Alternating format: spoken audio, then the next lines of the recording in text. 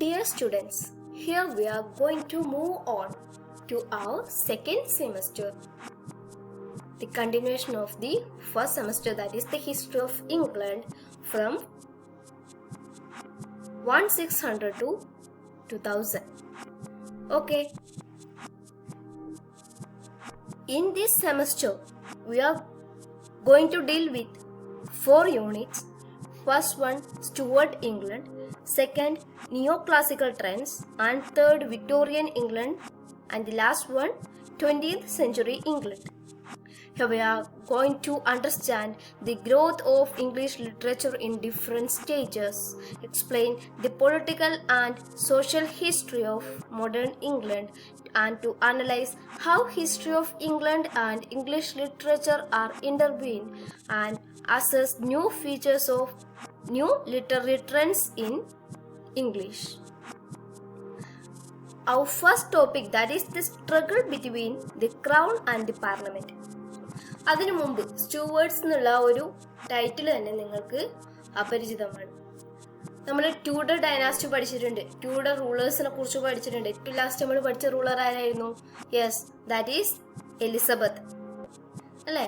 ഏറ്റവും നമ്മൾ കഴിഞ്ഞ സെമസ്റ്ററിൽ ഏറ്റവും ലാസ്റ്റ് ഭാഗത്ത് പഠിച്ചു വെച്ചിട്ടുള്ളത് ഈ എലിസബത്തൻ ഇറയാണ്. അതിനുശേഷം എന്താണ് ഇംഗ്ലണ്ടിൽ നടന്നത്, അതിനുശേഷം ആരാണ് ഇംഗ്ലണ്ട് ഭരിച്ചത്, ആരാണ് അധികാരത്തിലേക്ക് വന്നത്, എന്തൊക്കെ ചേഞ്ചസ് ആൻഡ് ട്രാൻസ്ഫോർമേഷൻസ് ആണ് ഇംഗ്ലണ്ടിൽ നടന്നിട്ടുള്ളത് എന്നാണ് നമ്മൾ ഇനി മനസ്സിലാക്കാൻ പോകുന്നത്. Queen Elizabeth was succeeded by James first, the son of Mary Stuart and Lord Darnley.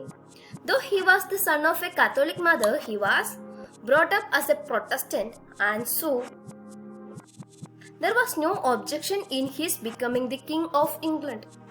അദ്ദേഹം ഒരു കാത്തോലിക്കിന്റെ മകനാണെങ്കിൽ പോലും ഒരു പ്രൊട്ടസ്റ്റന്റ് ആയിട്ടാണ് വളർന്നിട്ടുള്ളത്. അതുകൊണ്ട് തന്നെ ഇംഗ്ലണ്ടിലെ ഭരണത്തിലേക്ക് വരുന്നതിന് അദ്ദേഹത്തിന് യാതൊരുവിധ ബുദ്ധിമുട്ടും ഉണ്ടായിരുന്നില്ല. Therefore, soon after Elizabeth's demise, James IV of Scotland was brought over to London and made the King of England under the title of James I. He was perhaps the most tolerant and peace-loving in the age of war and intolerance. ഇംഗ്ലണ്ടിലെ വാർ, അതായത് യുദ്ധത്തിൻ്റെയും അതുപോലെയുള്ള അസ്ഥിരതകളുടെയും സമയത്ത് ഒരു സമാധാനം ആഗ്രഹിച്ച വ്യക്തിയായിരുന്നു James first. He was perhaps the most tolerant and peace-loving in the age of war and intolerance. But his vices and drawbacks overweighed his virtues. He was vain, talkative, and extravagant. His ignorance of England, her law and people paved the way for his failure. എന്താണ് അദ്ദേഹത്തിന്റെ പരാജയത്തിന്റെ കാരണം? His ignorance of England, ഇംഗ്ലണ്ടിനെ കുറിച്ചുള്ള അറിവില്ലായ്മ. Then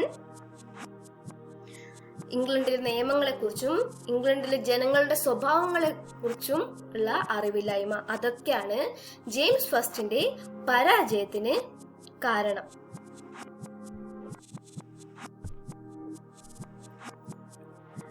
Then James, the champion of divine right theory, was universally unpopular and was often called the wisest fool in Christendom. He was often called as the wisest fool in the Christendom. But he was lucky to be the first king to rule over both England and Scotland at the same time. He was very lucky to rule England and Scotland at the same time. However, a true union of kingdoms did not take place during his reign. Yes, here the Stuart monarchs from James I onwards were less successful than the Tudors. Tudor ഭരണത്തിന്റെ അത്രയും വിജയമായിരുന്നില്ല Stuart rule. They quarreled with parliament and this resulted in civil war. അല്ലേ, നമ്മുടെ first topic എന്തായിരുന്നു? The struggle between crown and parliament. Yes, they quarreled with Parliament. The only king of England ever to be tried and executed was a Stuart. The republic that followed was even more unsuccessful, and by popular demand, the dead king's son was called back to the throne.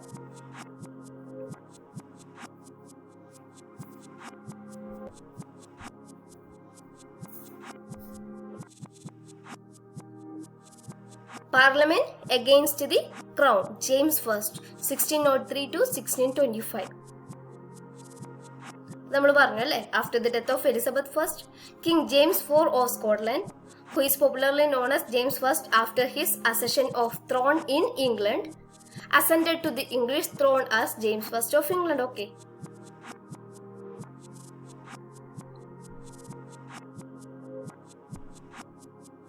Then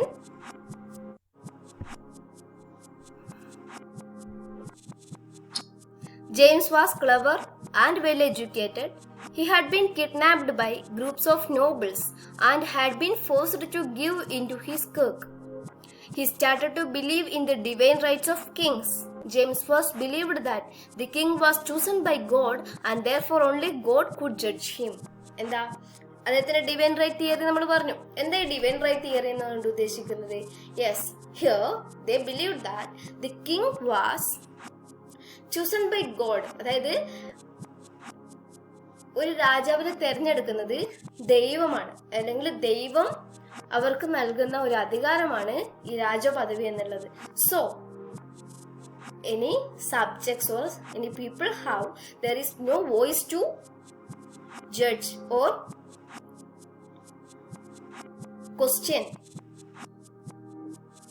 the king. Okay, രാജാവിനെ ചോദ്യം ചെയ്യാനുള്ള അധികാരം ആർക്കില്ല? അദ്ദേഹത്തിന്റെ പ്രജകൾക്ക് അല്ലെങ്കിൽ English പീപ്പിൾസിനില്ല. പകരം only God could judge him.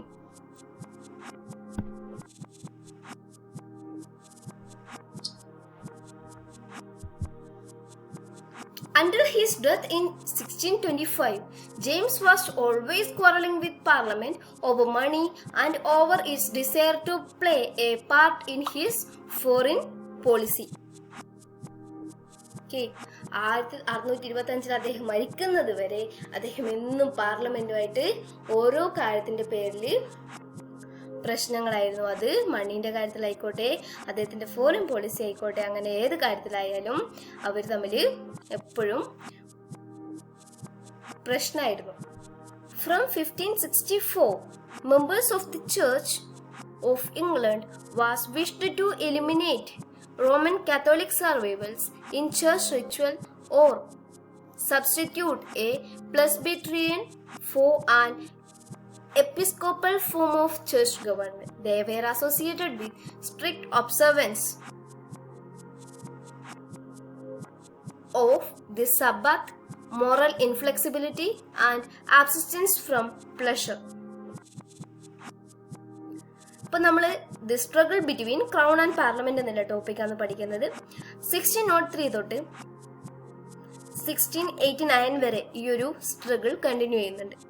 The struggle or the history of the Stuart period is the story of an intermittent struggle between the Stuart kings and the parliaments. It was a struggle for supremacy in the state, and it began with whom? With James I. It broke out into a bloody civil war in the reign of his son Charles I. James ഫസ്റ്റിന്റെ കാലത്ത് ആരംഭിച്ചെങ്കിലും അതൊരു civil വാർ ആയിട്ട് മാറുന്നത് Charles first, അദ്ദേഹത്തിന്റെ സണ്ണായ Charles ഫസ്റ്റിന്റെ ടൈമിലാണ്. എപ്പോ 1642, and came to an end with the expulsion of James II in 1689. James സെക്കൻഡിന്റെ കാലത്തോടുകൂടിയാണ് ഇതിനൊരു എൻഡ് ഉണ്ടാകുന്നത്. The quarrel thus ended in the ultimate victory of the parliament. Yes, ഒരു ക്വാറൽ അവസാനിക്കണമെങ്കിൽ, അല്ലെങ്കിൽ ഒരു ബാറ്റിൽ, ഒരു യുദ്ധം എന്തായാലും അവസാനിക്കണമെങ്കിൽ അതിൽ ഏതെങ്കിലും ഒരാളുടെ എന്തുണ്ടാവും? ജയം ഉണ്ടാവും, വിക്ടറി ഉണ്ടാവും. Yes, here the victory was in the hands of the parliament. Yes, in the 17th century, the circumstances were favorable for a quarrel with the king. In the 16th century, England needed a strong and despotic government like that of the Tudors there were external dangers and internal troubles. But after the defeat of the Spanish Armada, the possibility of a foreign attack gradually diminished, and in the 17th century, a foreign threat was practically non-existent. 17th century ആകുമ്പോഴത്തേക്കും Spanish ആർമഡയെ ആര് തകർത്തു? ഇംഗ്ലീഷുകാർ തകർത്തു. അതോടുകൂടി വലിയ തോതിലുള്ള ഒരു foreign attack ഇംഗ്ലണ്ടിലേക്ക് അവർ പ്രതീക്ഷിക്കുന്നില്ല. So therefore the people could afford a quarrel with their king. Even a defeat of the king was unlikely to endanger the nation. Religion was a major cause for the struggle. ഈ ഒരു സ്ട്രഗിളിന്റെ ഏറ്റവും പ്രധാനപ്പെട്ട കാരണം എന്തായിരുന്നു? Yes, that is religion. The Stuart kings were tolerant and sympathetic towards Roman Catholics. Stuart rulers Roman കാത്തോലിക്സുമായിട്ട് ഒരു tolerant അല്ലെങ്കിൽ sympathetic ആയിട്ടുള്ള ഒരു ആറ്റിറ്റ്യൂഡ് ആയിരുന്നു കാണിച്ചിട്ടുണ്ടായിരുന്നത്. The Puritans and Anglicans alike were enraged by this. James I and his son Charles accepted the Anglican Church as the official religion and strongly opposed the Puritans. James ഫസ്റ്റും അതുപോലെ തന്നെ Charles ഫസ്റ്റും Anglican ചർച്ചിനെ official religion ആയിട്ട് കണക്കാക്കുകയും പ്യൂരിറ്റൻസിനെ oppose ചെയ്യുകയും ചെയ്തു. But the Puritan faction dominated in the lower house and therefore clash between king and parliament was quite natural. പക്ഷേ ഇവർ ഒപ്പോസ് ചെയ്തിട്ടുള്ള പ്യൂരിറ്റൻസ് ആണ് പാർലമെന്റിന്റെ ലോവർ ഹൗസസിൽ മാക്സിമം നമ്പേഴ്സ് അല്ലെങ്കിൽ കൂടുതൽ മെമ്പേഴ്സും പ്യൂരിറ്റൻസ് ആണ്. അതുകൊണ്ട് തന്നെ ഇവർ തമ്മിലുള്ള ഈ ആംഗ്ലിക്കൻസും പ്യൂരിറ്റൻസും തമ്മിലുള്ള ഒരു പ്രശ്നം കിങ്ങും പാർലമെന്റുമായിട്ടുള്ള ഒരു പ്രശ്നവും ആയിട്ട് മാറി. Therefore, frictions between the Stuart kings and their parliaments were inevitable. The divine right theory of the Stuarts was bound to bring them into conflict with the parliament.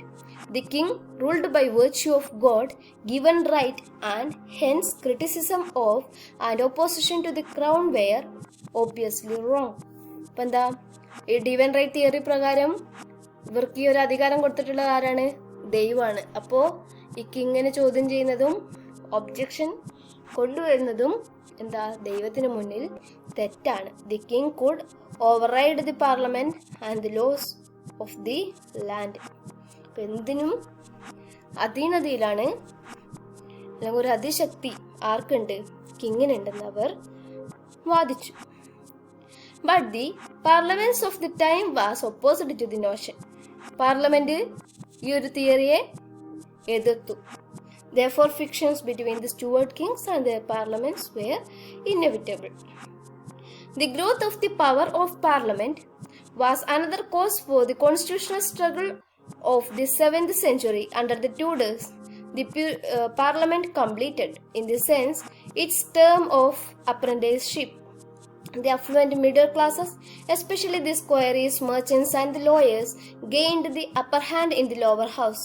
They became fully aware of their own right, and the Renaissance humanism, coupled with the Reformation, made them conscious of their rights also. As a result of this, the commons grew vociferous and declared their aim to redress, restore, and rectify. The question of finance also turned out to one of the reasons for the quarrel. The large influx of gold and silver from the New World undermined the monetary system, and consequently there was a great rise in prices. It was very difficult for the Stuart kings to make both ends meet with their limited financial resources, and so they had to resort to some objectionable means of raising funds, like granting monopolies and levying new taxes without parliamentary consent. Okay? And these all are the causes for the struggle between crown and parliament. Okay? അതിന് ശേഷമുള്ള next part നമ്മൾ അടുത്ത സെഷനായിട്ടായിരിക്കും upload ചെയ്യുക. അത് നമ്മളെ screen കാസ്റ്റോമാറ്റിക് 15 minutes ആണ് അതിൻ്റെ maximum capacity. Then അടുത്ത സെഷനിൽ ബാക്കി കാര്യങ്ങൾ നമുക്ക് ചർച്ച ചെയ്യാം. Okay then bye.